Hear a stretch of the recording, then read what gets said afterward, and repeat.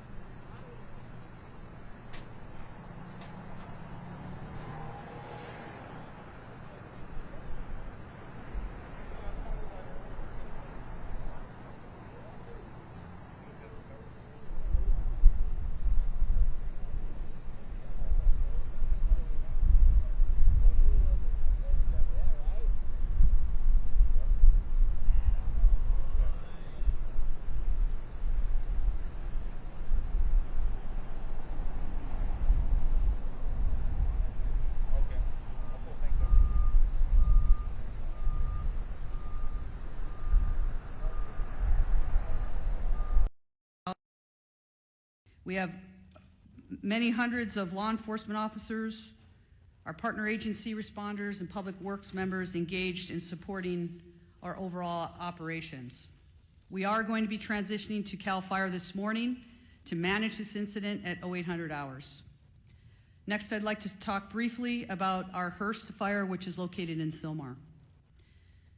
Last night at approximately 10:10 p.m., the fire erupted in the Sylmar area of Los Angeles, adjacent to the Los Angeles National Forest.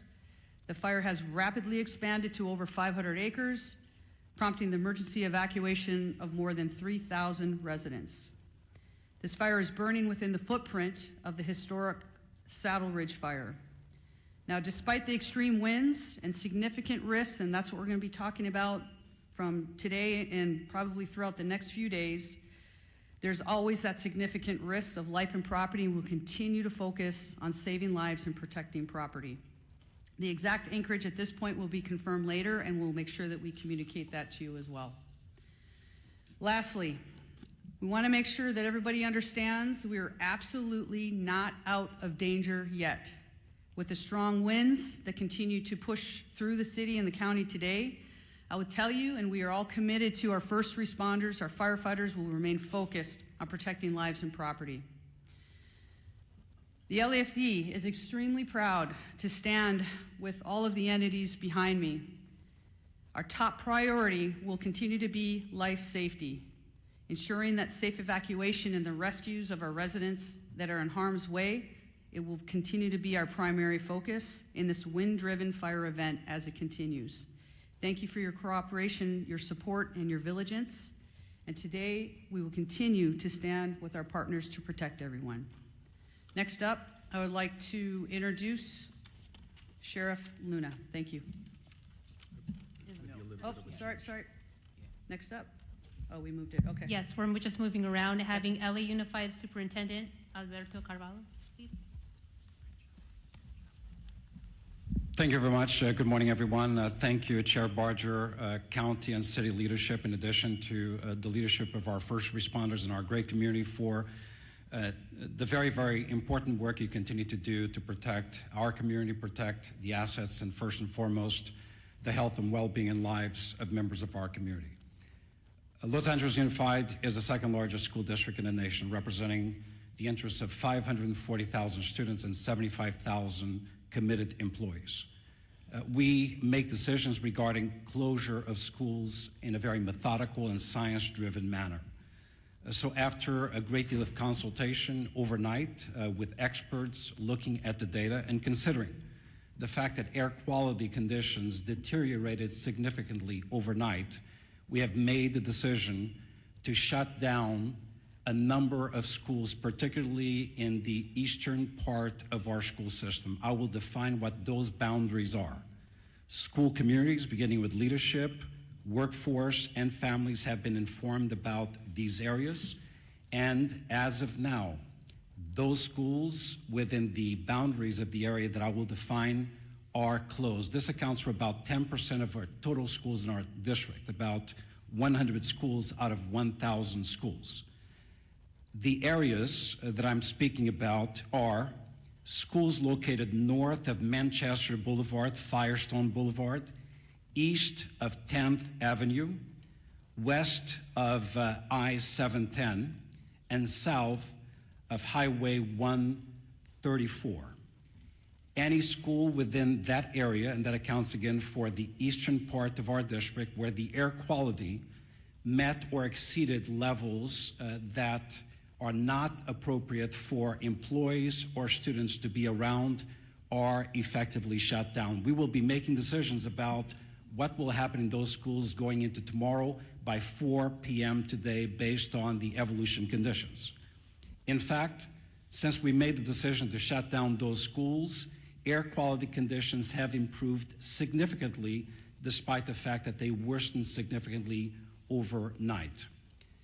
I want to speak specifically about schools surrounding the Palisades area. As of last night, we had to shut down 5 schools as a result of mandatory evacuation conditions. Those were Kinter Canyon Elementary School, Canyon Elementary School, Marquez Elementary School, Palisades Charter Elementary School, Revere Middle School, and Topanga Elementary School, in addition to Palisades High Charter High School. We have reports that Palisades High sustained significant damage as a result of the fire. We are working with state and federal entities to quickly access resources to address the issues facing this community. I want to very briefly address our workforce. We know today is not going to be a perfect day. A number of schools are shut down. However, localized conditions may make it difficult for our workforce or parents and students to access schools. Air quality conditions may vary and in fact may not necessarily be appropriate beyond the area where we close schools. Please use your discretion. We will utilize grace and be flexible regarding attendance and for students and employees alike. Specifically, students and employees who face chronic respiratory conditions or other health issues. We will be flexible regarding these individuals. We will provide additional updates later on today regarding conditions of schools going into tomorrow. For the schools that are open, recognizing the workforce needs of the parents of our children, beyond the bell activities, care for children in those schools will continue to be provided today. Today is not a typical day. We need flexibility, patience, and grace, and we shall extend that to our workforce and certainly our parents and students in our community. Once again, our hearts go out to those who have been impacted and our eternal gratitude to the first responders of our community for the fantastic, difficult work they've done over the past 24 hours. Thank you very much.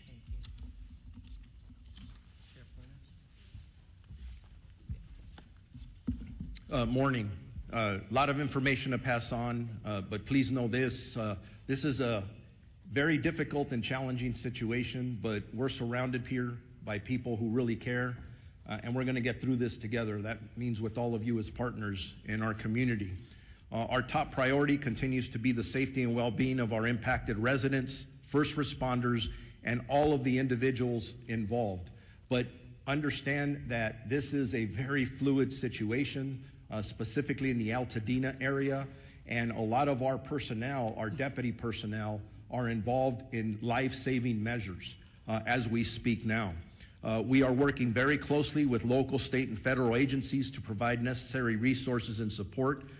We have been in constant communication with both our fire and law enforcement partners across LA County and beyond to ensure that all available resources that are needed are being deployed strategically and effectively, but we are prioritizing life over everything else. There are over several hundred sheriff department personnel working around the clock to evacuate residents in danger, assist with road closures, and respond to multiple missions that are given to us, and they do change periodically depending on that life mission. To ensure that everyone is going to be safe or safe as possible, additional personnel will likely be assigned to this fire as this continues to go, and you heard from our fire partners that there is no containment yet. I do want to split it up into two. I want to start talking about the Eaton fire first. Currently, there are evacuation orders in Pasadena, Altadena, and Sierra Madre.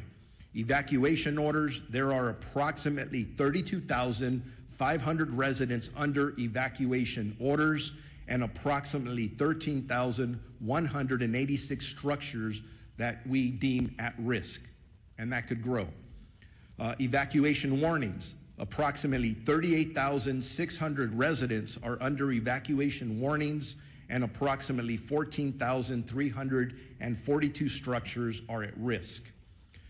At 4 a.m. this morning, the evacuation orders did expand to parts of the city of Duarte, Monrovia, and La Cañada. And again, we continue to assess that.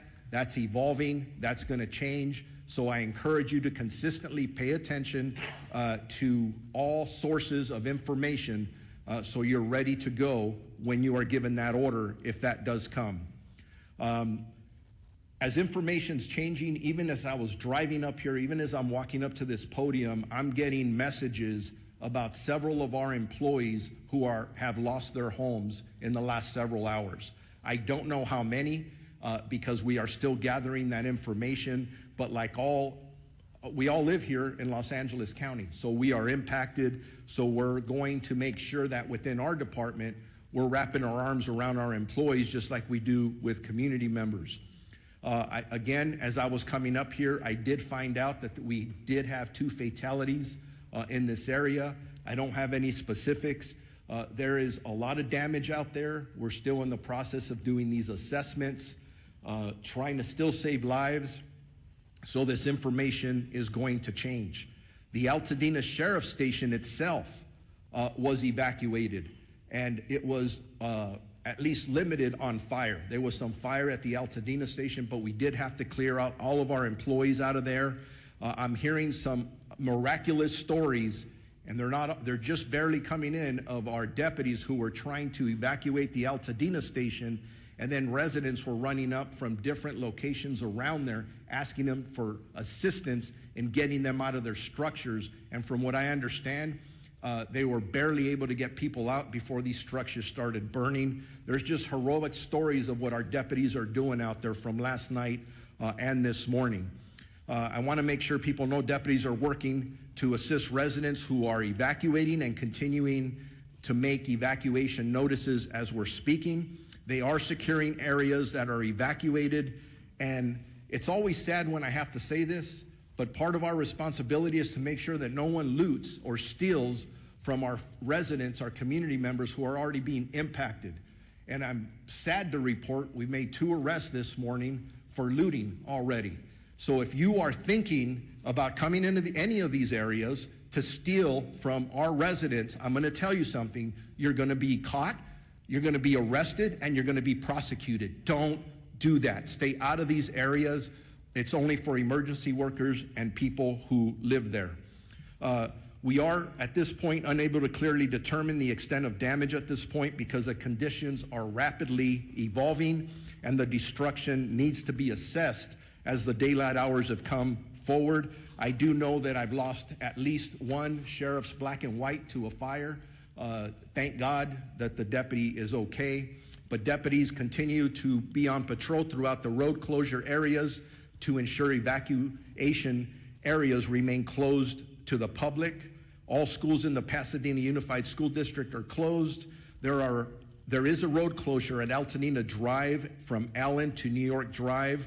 For those in need of shelter, please head to the Pasadena Convention Center, located at 300 East Green Street in the city of Pasadena, and we're working with them in Unified Command and in partnership as well. For animals, there are established shelters at Large Animal Shelter Rose Bowl Stadium at 1001 Rose Bowl Drive in Pasadena, Small Animal Shelter Pasadena Humane Society at 361 South Raymond Avenue in Pasadena. I'm going to switch gears now to the Palisades fire that we've been heavily involved in with our partners, again with LAPD and LA City Fire and everyone else that's up there working. As of this morning, the fire was still burning in that area. That's impacting our residents. Evacuations are in effect, continuously in effect, for the city of Calabasas, the city of Malibu, Los Angeles City, Pacific Palisades, and unincorporated area of Los Angeles County and Topanga Canyon. Evacuation orders are approximately 37,000 residents under evacuation orders and approximately 15,000 structures at risk. Again, that's specifically for the Palisades fire. Evacuation warnings, approximately 20,000 residents are under evacuation warnings and approximately 6,500 structures are at risk. There have been minor injuries, and our partners at the fire department have talked about those, and several, unfortunately, structures that have been lost, and we're still assessing those. Bear with me, I'm almost there. There's a lot of information, very important information. There are several road closures which can change rapidly. The 10 freeway at Lincoln Boulevard, southbound PCH at Las Flores Canyon, southbound PCH at Topanga Canyon, Coastline Drive at southbound PCH, westbound PCH to Entrada to eastbound closed from PCH and Malibu Canyon. We have established shelters up for that fire in the following locations: Westwood Recreation Center, which is at 1350 South Sepulveda Boulevard in Los Angeles; Pasadena Convention Center, which I already mentioned, we can go there; 300 East Green Street in the city of Pasadena; and El Camino Real Charter High School, 5440 Valley Circle Boulevard in Woodland Hills. Animal shelters, large animals, LA Equestrian Center at 480 West Riverside in Burbank; large animal shelter, Pierce College, 6201 Winnetka Avenue in Woodland Hills; large animal shelter, Rose Bowl Stadium in Pasadena; small animal shelter, Agora Animal Center; and small animal shelter, Pasadena Humane Society as well. We got to take care of our pets. As I wrap up, a reminder, and you've heard it from several of us, you need to be prepared.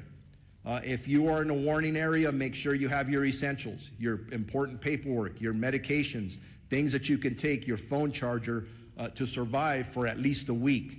But if you are told to evacuate and given an order, there is nothing worth your life.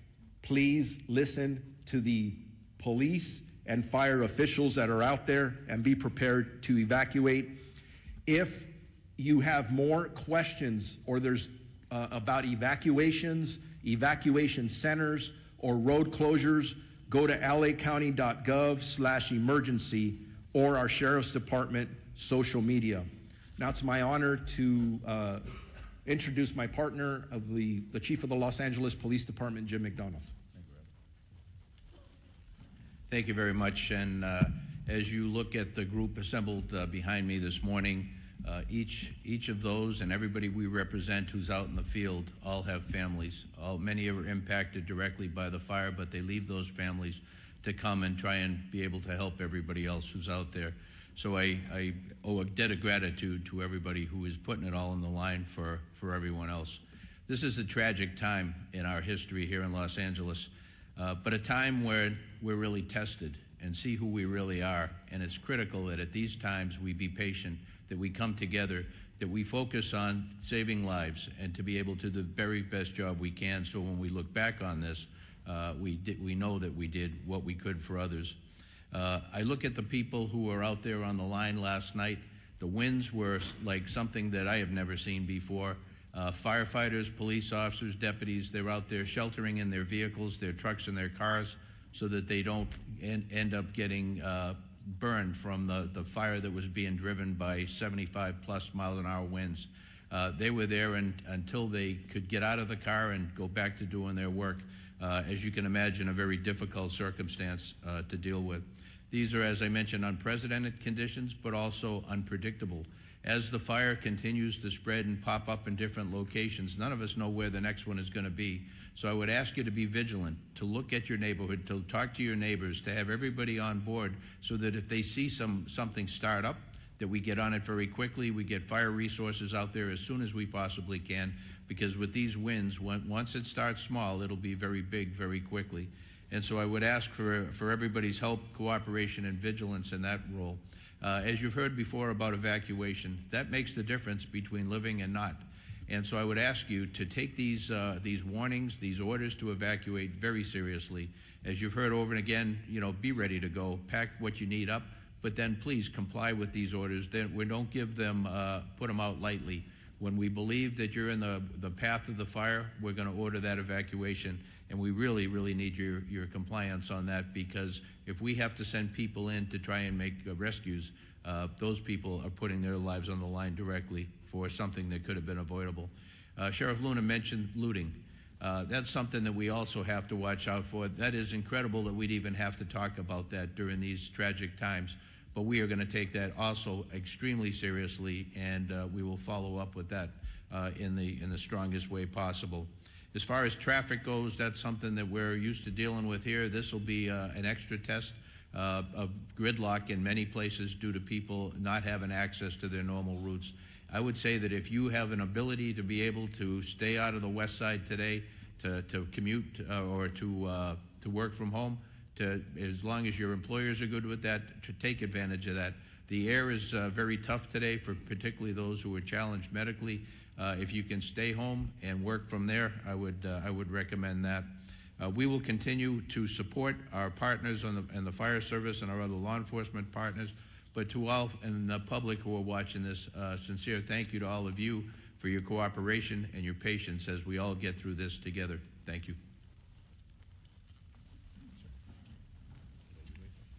Now we're going to introduce my colleague, Supervisor Lindsay Horvath, who represents the Palisades area. Lindsay? Thank you, Madam Chair. This morning, we woke up to a dark cloud over all of Los Angeles, but it is darkest for those who are most intimately impacted by these fires. It has been an immensely painful 24 hours for communities I represent. The Palisades, the Hearst, and Woodley fires are all in the 3rd District, but our strength is in our togetherness, and that will determine how we make it through. We need your partnership in this time of crisis. It is difficult to process the immensity of the destruction and loss, and we extend our hearts and every resource we have to all of our impacted residents. We know when we talk about these structures, they aren't just structures. They aren't even just houses. They're homes. This is our home.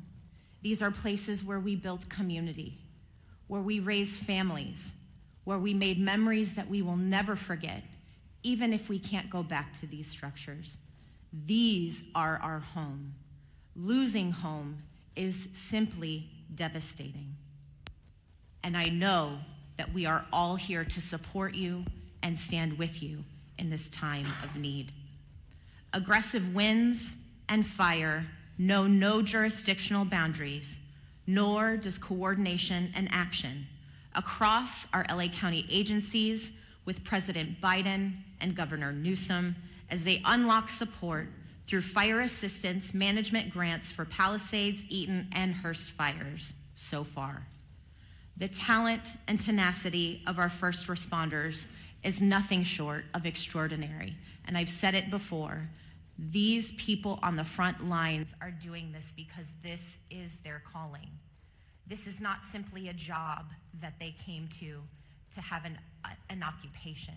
They are called to this work to keep us safe, to keep our communities safe, and to do all they can in this time of crisis to protect our Los Angeles County. Overnight winds grounded our vehicles, and we have red flag conditions through the end of day tomorrow. But we know that because of these fearless warriors on the front lines, we are doing all that we can to contain this fire. Thank you for your work to keep Los Angeles County safe, including the 3rd District communities of Pacific Palisades, Topanga Canyon, Sunset Mesa, Malibu, Santa Monica, Sylmar, Granada Hills, Lake Balboa, and surrounding communities. Our #1 message to everyone in impacted areas is to follow all evacuation orders and warnings and to stay where you are safe as long as the evacuations remain in place.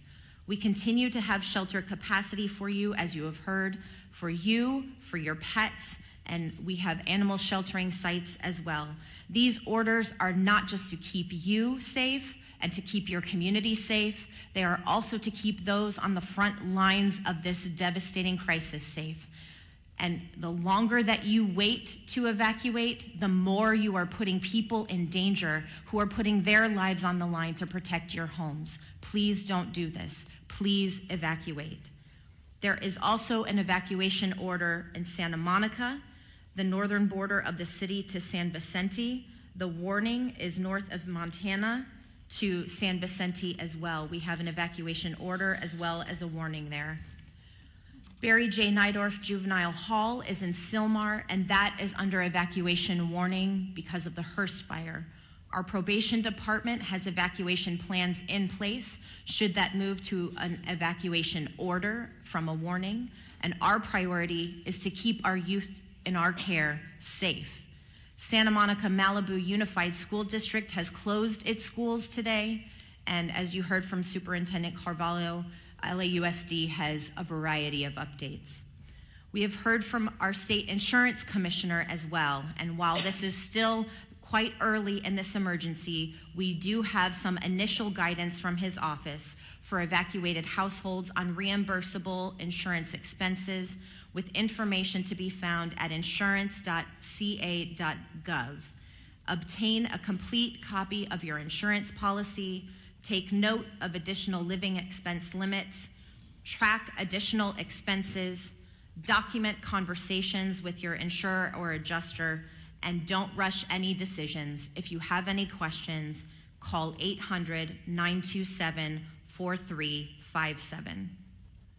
Please continue to check emergency.lacounty.gov for the latest information. And I know we will see brighter skies by working together. Los Angeles County will continue to be unrelenting in our response, and I know we have only the finest on the front lines fighting this fire. It's our duty to see them succeed. Thank you. All right, now we are going to hear from LA City Council President and Mayor Pro Tem, Marquise Harris Dawson. Thank you so much. Good morning, everybody.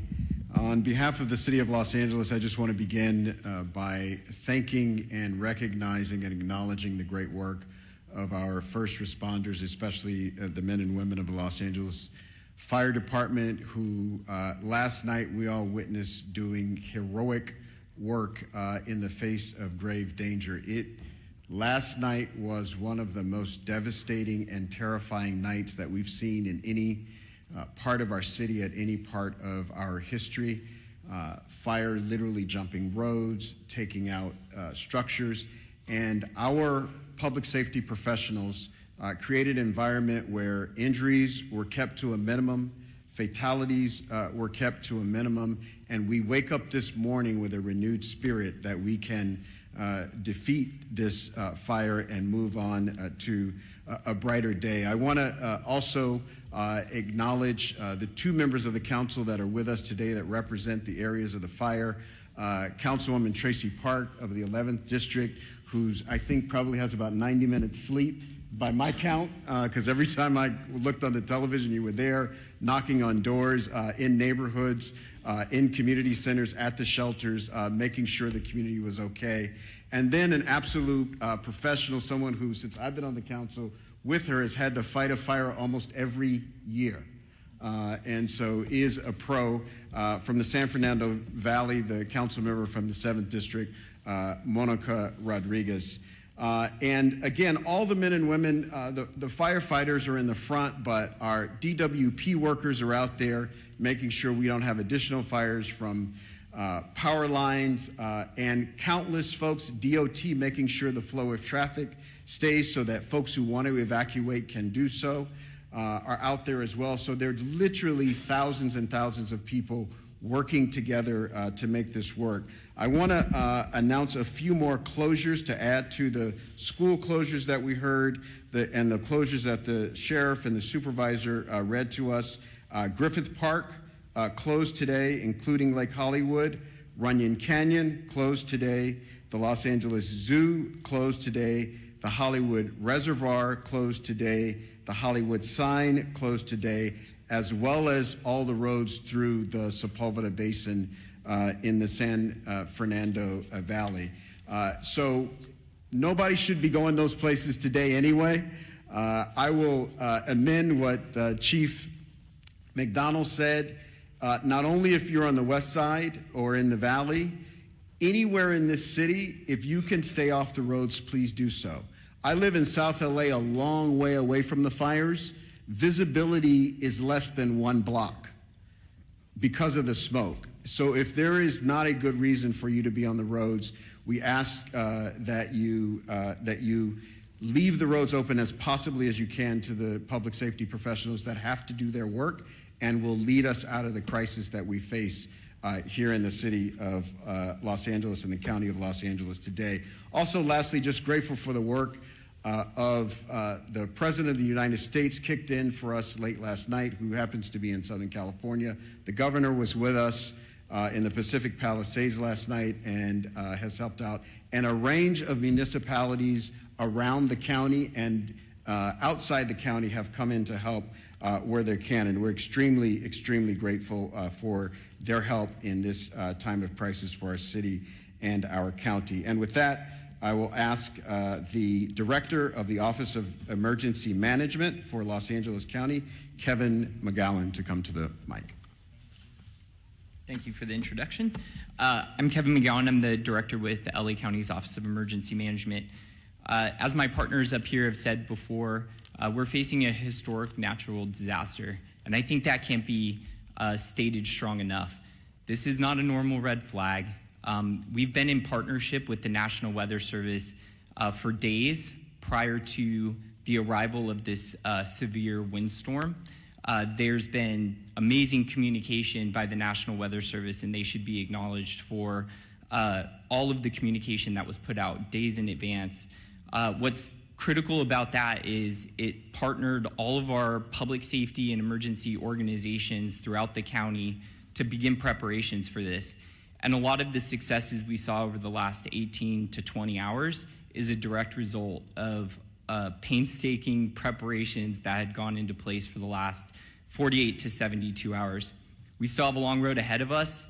Our county is known with wildland fires. We just finished working on the Franklin fire. We've had the Bridge fire, the Post fire. This has been a very destructive fire season. This is just going to add to it. Our eyes are on mitigating the impacts from this emergency, working with our community partners, and then charting a course for what will be a long recovery effort. With that, I would like to introduce our Department of Public Works for LA County Director, Mark Pistrella. Good morning. Thank you, Kevin. My name is Mark Pistrella. I'm the Director of Public Works for Los Angeles County, the largest public works department in the United States. We're coordinating across the area with all our partner agencies, including, of course, primarily the City of Los Angeles, in addressing this event today. I'm going to talk a little bit about what our focus is in terms of infrastructure, and then I'll move on. Before I do that, though, I do want to acknowledge all of the residents that have either lost a home or who are being evacuated. I do personally understand what that is about and understand what kind of fear that can put into you. One thing I would recommend to you before you leave that home, if you want something to do, is to close that home up tight, close any openings, completely tight to the home, and make sure that access is open to the fire department in the event that they want to come on and do work on your property. That's one thing I've learned through the years is important. So right now, LA County Public Works is focused on water supply, the road safety and transportation system, and preparing our flood control system for the inevitable post-event, which may be flows of debris and mud. With respect to water resources, there's been quite a bit of talk in the media about the water system that we're using for suppression. So let me make the following statement. There have been quite a bit of comments over social media about the local water supply and its impact on firefighting efforts. There is collaboration across this region. Over 200 water retailers serve the region. LA County serves the area that in the Eaton fire area. LA City serves the area of the Palisades area. We also serve the Palisades area in the north area of unincorporated area water supply through the hydrant system. The municipal water systems that service our homes and businesses continue to work effectively. However, they are not designed to fight wildfires. A firefight with multiple fire hydrants drawing water from the system for several hours is unsustainable. This is a known fact. That's why air support is so critical to the firefight, and unfortunately, wind and air visibility have prevented that support. County and city water reservoirs, open reservoirs, are available and on standby once that support becomes available. We will be having fixed wing as well as helicopter draw of water from our system. We also need customers to understand that it is really quite futile to attempt to fight fire with your hose at your house. That's not something I would recommend you do, but in fact, I would ask that you turn off your water and turn off your gas, both things, before you leave the residence so that we can continue to have that water supply for the hydrant system. The transportation system is operating with many, many closures. Those closures are meant for evacuation as well as fire suppression efforts. So we're asking residents not to abandon vehicles in streets, to not park vehicles in streets, but to leave those vehicles on your property, And we ask that you drive very carefully because we also have the other event of wind right now. And we have numerous signals out across the area. So we need people to drive very consciously in the street system. And then the third piece in the road system and in our homes is the wind is causing massive tree fall. We have over hundreds and hundreds of trees that have fallen in the area already, and we expect more of that to occur. This is a safety hazard for you and your children, so we're asking that you avoid walking outside, avoid being under trees, avoid parking cars under trees, all the things that you can imagine that a tree can do. A tree can be just as devastating to a home and to your personal self as a fire. So please be aware that the wind event is going to continue and the infrastructure is in place to do with that. We are currently preparing to remove that. We are removing trees as they fall where it's safe to do so. There will be a mass debris removal system put together that the county is coordinating, but we would be removing and working with the cities to remove the mass debris that's going to occur not only from the structures that have been damaged, but all of these trees that are down. So please, one of the things is make way for our utility workers who are in support of the very brave firemen and sheriff and police force that are out doing their job. We are in full support of them. So lastly, on the flood control system, this is just a quick note that yes, in fact, we will have a lot of debris. The flood control system has been impacted, that covers the entire region by the fire. In fact, many of our facilities have been burned. One in Eaton area, Eaton Yard, where there is a debris dam there, and its facilities are currently threatened. We are looking at that and going to raise up those systems. As we enter into post-fire, our department will be available to do review of your individual properties to make sure that you're safe from debris flow as another event that may occur in LA County. With that, I'm happy to turn over the microphone to my partner from the Department of Water Power, the General Manager, Janice Quinones. Thank you, Mark. I am Janice Quinones, CEO and Chief Engineer for LADWP. I want to start by thanking everybody on this response. I've been in emergency management my whole career, and the collaboration I've seen in this response has been incredible, especially our first responders, our crews. I want to thank our crews that have been working on high winds trying to restore power as fast as possible, and also county, city council, mayor's office. The mayor has been in contact with me all the time. And also other utilities in California have been proactively reaching out to us to help us with the restoration. So we're in the process of contacting them to ask for more support. I want to continue the thought process that Mark had about water supply in Palisades. We had a tremendous demand on our system in the Palisades. We pushed the system to the extreme. 4 times the normal demand was seen for 15 hours straight, which lowered our water pressure. We were pushing 75 CFS on our trunk line to try to keep water pressures in the system. If there's a message you take away from me today, is I need our customers to really conserve water, not just in the Palisade area, but the whole system, because the fire department needs the water to fight the fires, and we're fighting a wildfire with urban water systems, and that is really challenging. What happened in Palisades? We have 3 large water tanks, about 1 million gallons each. We ran out of water in the first tank at about 4:45 p.m. yesterday. We ran out of water on the second tank about 8:30 p.m. and the third tank about 3 a.m. this morning. Those tanks help with the pressure on the fire hydrants and the hills of Palisades. And because we were pushing so much water in our trunk line, and so much water was being used before it can get to the tanks, we were not able to fill the tanks fast enough. So the consumption of water was faster than we can provide water in our trunk line. So I want to make sure that you understand there's water on the trunk line. It just cannot get up the hill because we cannot fill the tanks fast enough. And we cannot lower the amount of water that we provide to the fire department in order to supply the tanks because we're balancing firefighting with water. So we have our operations people on the water side at the command post with the fire department, helping them with tactics to ensure that we can provide as much water as we can find to our first responders. What are we doing now? We're sending about 20 water tanks for our construction crews full of water to support the fire department. We identified other areas in our system where our tankers can refill. It takes about 30 minutes to refill about 4,000 gallons of water, and we're constantly moving that water to the fire department to get them as much water as we can. I would also ask for the people on zip code 90272, because we're pushing the water system so hard, our water quality is decreasing. So we're gonna be issuing a boil water notice this morning, and that will extend for about 48 hours. The water quality is low. We have a lot of ash in the system. And so please, if you're gonna be drinking water, you need to boil the water. Those boil waters will continue to increase as the system starts restoring. We're also managing a power outage restoration. Our water emergency has been the #1 primary issue, but the power issues are continue to increase. The winds picked up at around 11 p.m. last night, and that's when we saw the majority of our outages coming in. As of 7 a.m. today, we have 135,000 customers out of power. We have restored about 78,000 customers since the start of the outage. 32 customers have been out of power for more than 10 hours, and 7 for over 18 hours. If you are out of power, I urge you to call us, call 911, let us know so that we can get to you as fast as safely as possible.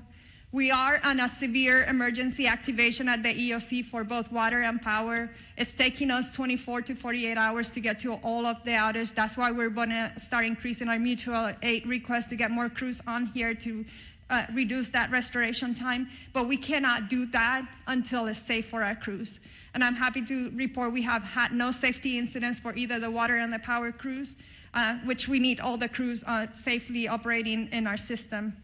40% of our outages were due to us having to de-energize the circuits for public safety. And we cannot energize them until it's safe to do so, and we have put eyes on our system.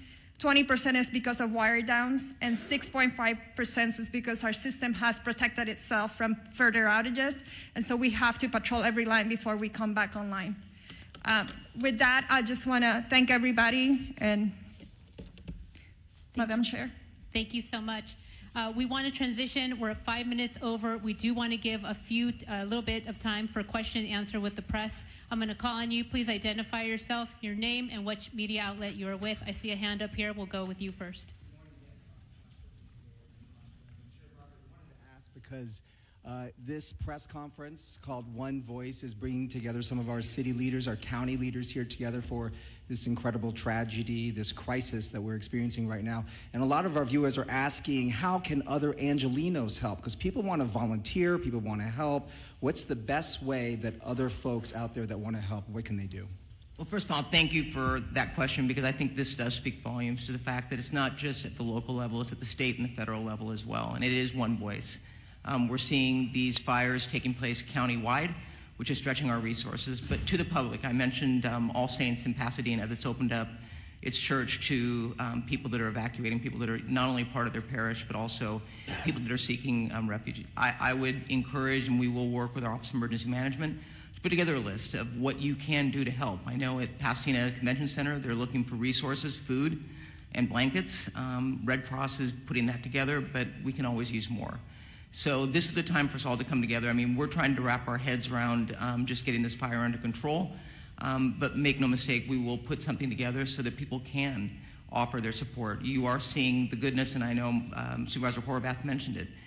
With all these horrific stories you hear, you also hear stories of people that are doing amazing things to help their neighbors and their community. Thank you for that. Now go ahead in the green shirt.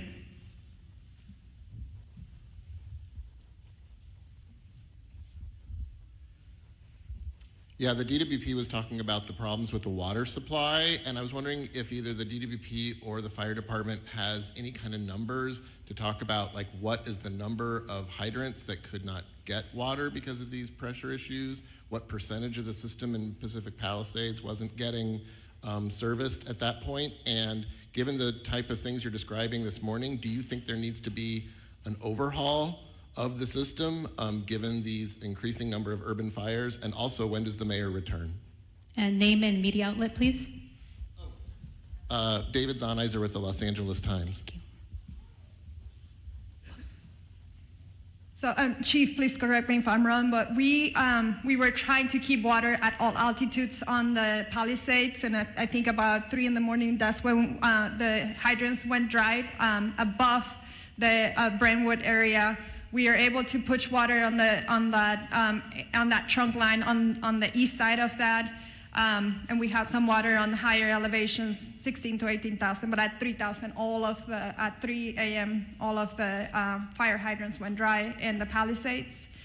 To your question of climate resiliency and how do we need to update the system, I would say that that is true. We were talking with the county supervisor and Mark on how are we going to change the way we operate our water systems for events like this. This is an unprecedented event. I think the 2011 winds was significant from a power outage perspective, but the fires have really increased the response complexity of this. We had crews trying to mitigate this, and we had to evacuate. We worked with fire department to try to get back in and try to fill the tanks again. It wasn't safe to do so. So you're managing the fires, you're managing the power outage, and you're managing the water needs because it was an urban wildfire firefighting. So yes, we have to look at our system from a climate resiliency as a region, and it's going to be more than just DWP. It's all the water agencies here, including the county.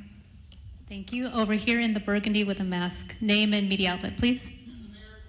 Real quick, I can speak on the operational side of the hydrants. We don't have a specific number to the hydrants. We do know that it came in phases. Now, our firefighters always have a primary plan, a backup plan, contingency, and emergency plan. So oftentimes, just so that the public is aware, in large brush fires, water supplies are normally limited.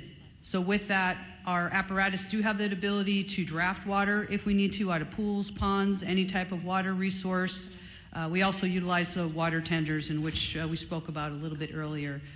So with that, I just wanted to clarify that. In regard to when the mayor is returning, I spoke to her this morning at 4 o'clock. She's on her way for the last leg of her journey back home from Dallas, so her ETA is right around noon. Thank you. Go ahead. Buenos días, everybody. Ali Santana with Telemundo 52. For Chief Crowley, Chief Moroni, where can people go to donate food, water, supplies, and for Superintendente Carvalho, Sheriff Luna, and CEO Quiñones, just something in Espanol for our people in We will do something in Spanish right after we conclude over here with a couple of Spanish speakers. Regarding the volunteer information. Sure. So thank you for the question about the donations. I know we spoke about that earlier. Just a touch point for the community.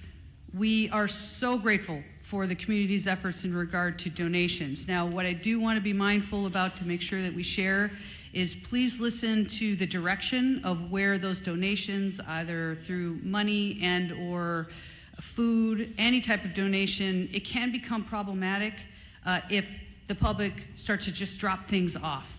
So we are putting together a strong plan from our Emergency Operations Center. We're at the highest level at this point. We're coordinating with the county as well. So stand by for more information. We want to be very purposeful and strategic in how we're going to collect those donations, and they are welcomed. Right over here with the glasses and the gray, right behind you. Over here with the hand up.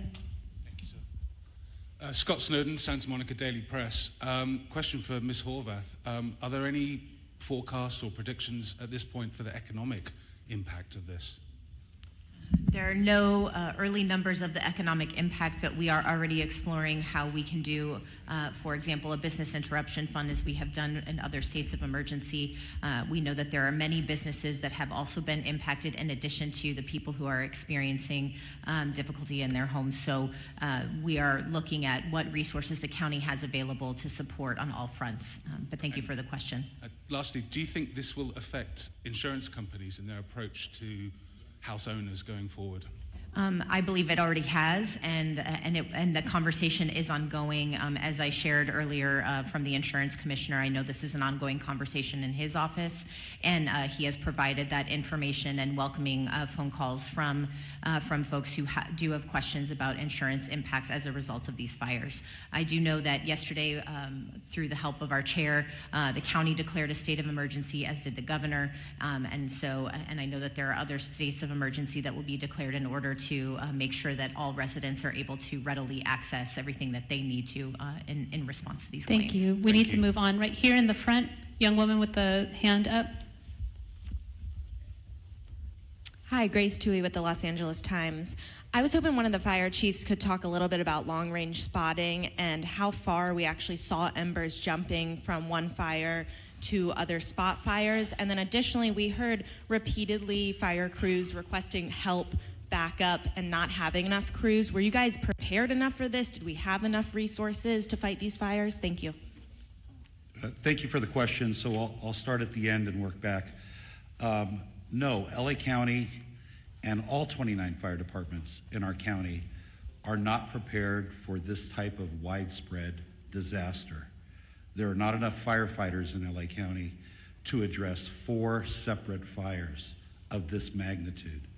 We were prepared. We did get state pre-position resources that came from Northern California that were up in the Santa Clarita Valley. We did hire additional firefighters from the LA County Fire Department and pre-position them in the Santa Monica Mountains. The LA County Fire Department was prepared for 1 or 2 major brush fires, but not 4, especially given these sustained winds and low humidities. Like our Director of Emergency Management said, this is not a normal red flag alert. People were calling for help. We tried to get them the help that they needed. LA County right now, like the LA City Fire Department, is prioritizing life safety, but we're also engaging in structure defense, perimeter control, and aerial operations. Remember that the LA County Fire Department has 13 aerial assets available to it. In addition to our agency-owned helicopters, we have our 2 CL-415 Super Scoopers and our CH-47, which is part of the 3-county QRF. So we're prepared to keep fighting the fight. Like I said earlier, I've requested additional resources, not only from Northern California, but from out of state. We did that last night, yesterday. So we're doing the very best we can. But no, we don't have enough fire personnel in LA County between all of the departments to handle this. Thank you. Thank you. And we have a couple of just quick questions. I just want to also acknowledge that that came down from Sacramento State Senator Ben Allen and Sasha Perez, as well as our Santa Monica Mayor Negrete, who's also present here. And I know that Congressman George Whiteside is flying in from Washington, D.C. He represents the Sylmar Santa Clarita area, and so we appreciate you all being here. Thank you, and Chair I think Barker. someone from the mayor's office would like to go ahead. Thank you, introduce Supervisor. Thank you, appreciate it. Good morning, everybody. Celine Cordero, Deputy Chief of Staff to Mayor Bass. I just wanted to step forward and address the question about the mayor. The mayor will be on the ground shortly, very shortly this morning, and engaged. But I want to assure the community and the city, our mayor has been actively engaged 100% of the time, the entire last 24 hours throughout this unfortunate event and crisis. The mayor has been in constant communication with our chief of police, our fire chief, our council president, our law enforcement partners, our Supervisor Barger, thank you, and our county partners. So I just want to stress she has had 100% access the entire time that she's been traveling and been actively involved in the decision making. So thank you very much to all up here, and the mayor looks forward to meeting you very shortly this morning. Thank you for that. Over here in the green shirt. Good morning. Stephen Coleman, KABC. You mentioned 4 fires. I'm aware of 3. Could you describe and characterize the 4th fire? County fire? Yes, I can speak briefly on that 4th fire was a Woodley fire, which is approximately, it was a smaller fire. We threw a lot of resources at it. It is under control at this point. We'll push that information out to the media so you have the very specifics, but we're calling it the Woodley fire. Yeah, it was in the Sepulveda Basin. Yes, sir. Thank you. Last question, then we'll have one-on-ones. Hi, Samantha Norris, San Fernando Valley Sun. I know the Hearst fire is one of the smaller fires here, but can somebody speak more to what resources are being deployed to that fire? And for people in the Sylmar area, what are the evacuation zone areas, any closures, and where those people can go in the area? Hi, good morning. Councilwoman Monica Rodriguez from the 7th District. Last night we evacuated 71 horses from the Stetson Ranch area. The fire came up quickly, and so thankfully they were safely evacuated to the Hanson Dam Equestrian Center. As we indicated, this is a very dynamic situation, and the lack of aerial support is making it that much more challenging for firefighters to be able to fight these fires, whether it's in the Palisades or any other part of the county. And so it's critically important that people heed the evacuation orders. In the Sylmar community, Richie Valens Rec Center in Pacoima is available for the evacuations. Currently, there is 80% vacancies, so there's still capacity for people to evacuate there.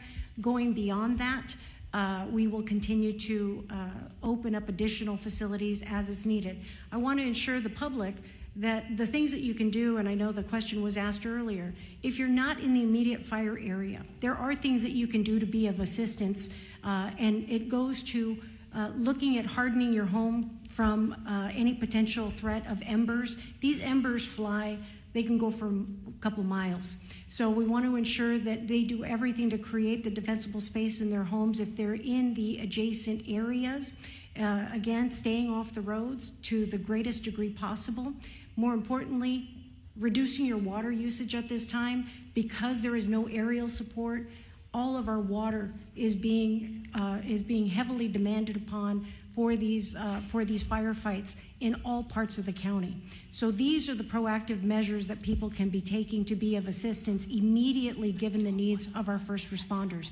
If you have downed power lines, report those to 911. We can also report all outages to 1-800-DIAL-DWP. And most importantly, for trees that are down, because we know we have a lot of road blockages, our Bureau of Street Services, for the City of Los Angeles, all of our street services crew and public works crews are out there doing that work as well, and they are part of our first responders.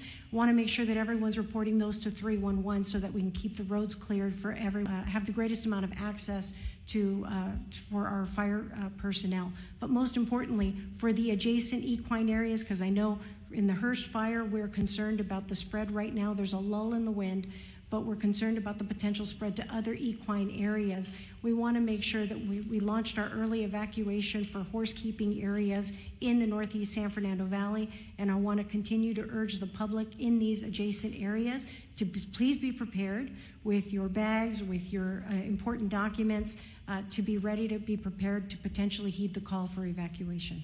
Thank you. Thank you very much. We're over time. We're going to...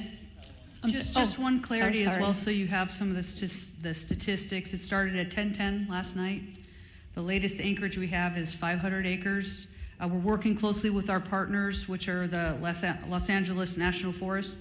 We have a rep over here behind us, so we can do some one-on-ones if you want more specific, but we are unified with them. Also, the good news is, through the heroic efforts of our crews working through the night last night, our overall objective was to keep that fire so it did not overpass the 5, did not cross the 5 at this point. We were able to hold it to that point. But again, the winds are back up. We're working really, really hard there to make sure we maintain that. And we're going to continue to work really, really hard with our partners.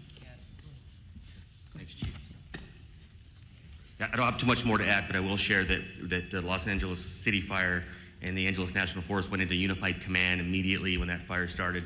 And that fire started in an area we're well exercised, known as the mutual threat zone. So that's a part of our pre-planned unified command area, and that includes ground resources and aircraft. And of course, as mentioned, the aircraft has been having a hard time finding good air, and actually with the wind speeds. We're assessing aircraft availability every minute, continuously watching for a window to get aircraft up from multiple parts and multiple agencies. The Angeles National Forest aircraft and the air tanker base that services the Southern California areas in Lancaster under the U.S. Forest Service, and they're watching for opportunities to launch aircraft. But last night, the winds out in the Antelope Valley were just as bad as they were here in what we call the Front Range. So we're still struggling to get aircraft in the air. Yes, sir. Robert Garcia, Fire Chief for the Angeles National Forest. Thank you. We are wrapping up our press conference. We will have one-on-ones and a short for Spanish media. If you gather right over here, we will have Sheriff Luna and also LA City PIO with Fire David Ortiz. So Spanish interviews right over here to my right.